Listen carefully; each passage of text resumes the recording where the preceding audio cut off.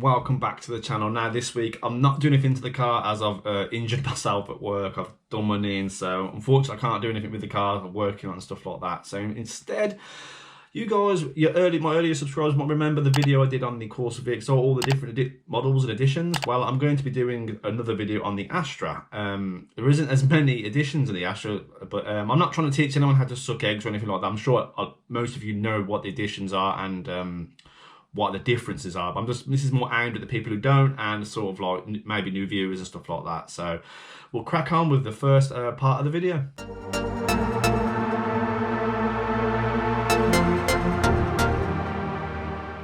Right then, the Astra VXR first made its appearance in 2005, inspired by the VXR Racing team of the British Touring Car Championship.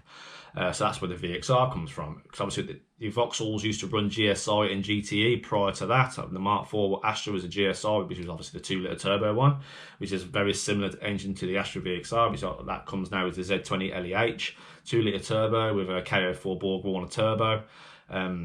Producing 237 brake. It was built to rival at the time the Focus ST, the Mark II, and the Mark V Golf GTI. Maybe I think that's what the rival was at the time. In 2007, they gave them a slight revision. They came with keyless entry, so 2007 onwards, pretty much you got a chance it's going to be a keyless entry model, obviously unless it's a late registration of an earlier car. And it came with the optional extra was an IDS, which is basically a suspension that firms up, and when you press the sport button, so it's basically controlled with the ECU, so it firms everything up. I think that was about a £700 optional extra from Vauxhall when they were new. They came with the 18-inch snowflakes and the 19-inch wheels that are more common, which is obviously were the optional extra when you bought them from new. So basically that's it for the basic Astra VXR. Obviously you know what they are if you own one. Half leather interiors, 2-litre turbo. They're a good car. The M32 gearbox, yeah, the one that's made of Cadbury's chocolate. But obviously at the time Vauxhall were throwing them in everything at the time, really, pretty much. It was in every single car, their sporty models like the Corsa, the Zafira, the Mariva, and obviously the Astra. So the M32 box is pretty much thrown into everything. So that's basically it for the stock version of the Astra VXR. We shall move on to the special editions now.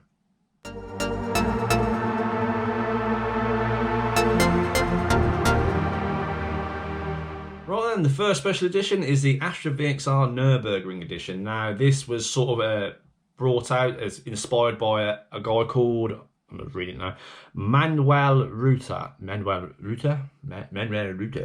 I can't pronounce his name. I'll put a picture of him up there. He basically set a record with the Astra at the time, a hot hatch of a time of 8 minutes and 35 seconds, which is why they are all numbered from 1 to 835. That's how many models were produced of the Astra VXR Nurburgring. Now they were all white with like checkers over them, checker stickers. They came with white ATS wheels, and it was the first one to get the Remus exhaust from stock. So it's obviously apparently it gave it 15 brake horsepower. Really, I don't know, but yeah. So they were boasting 250 plus brake out of the Astra VXR Nurburgring. It also came with full levers. Obviously, you got Nurburgring etched into the back of the seats, and decals and stuff like that. And each one was individually numbered. Now, these are, I'd say out of all the VXR, the Astra VXR, I think these are my favourite.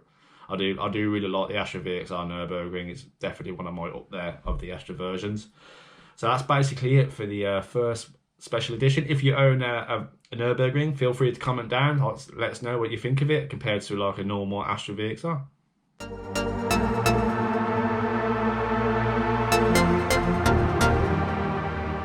Right then, the Astra VXR Racing Edition. Now, this came out in 2009, basically to celebrate the British Touring Car team's success in 2008 and to kick off the 2009 season. Now, they were all painted the same colour. They were all red. I've looked how many were made. I think 444 were made. Don't quote me on that. I might be wrong. They basically came with loads of red and black accents. You got the door bumper trims. Door bumper trims? That's what I'm going to call them. You know what I mean? The strip down the side of the door was black. The boot trim was black. The rear diffuser was black. The roof was black. Mirrors were black. It was just like red and black all over the car, and the front grille as well. And you've obviously got full levers and black piano black trim or dash trim. Yeah, so basically that's what it was there for. That basically it was mimicked off how the British touring car Astra VXR at the time was looking. So that's why they went for the red and black theme.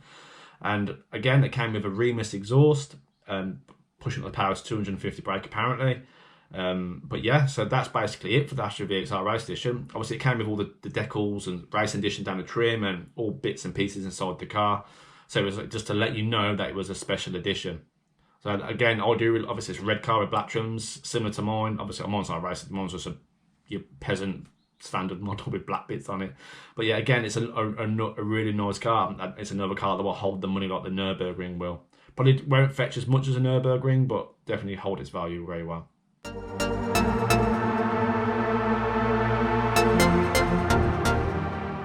Right then, last but no means least is the Astra VXR Arctic Edition, which is basically the last of the Astra VXR, Astra HVXR.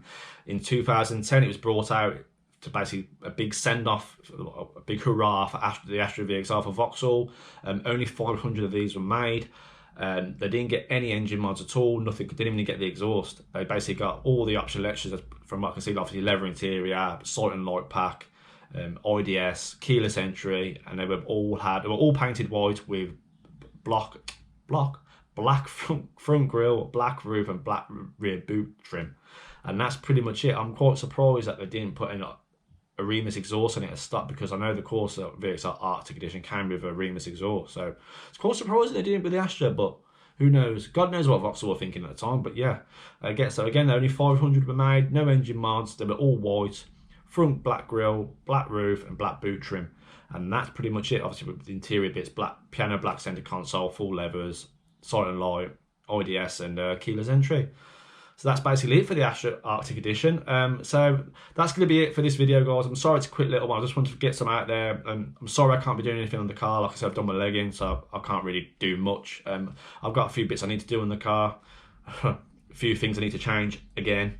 But you'll see on the on the next video what I've got to change. I've got to change parts that I've already replaced once already. Oh, don't ask. Just don't ask. So as always, guys, thanks for watching. Drop a like if you enjoyed the video. I always appreciate it. And drop a comment. Is there anything I've missed or is there anything I got wrong? Feel free to comment. I don't mind. And I'll see you on the next one.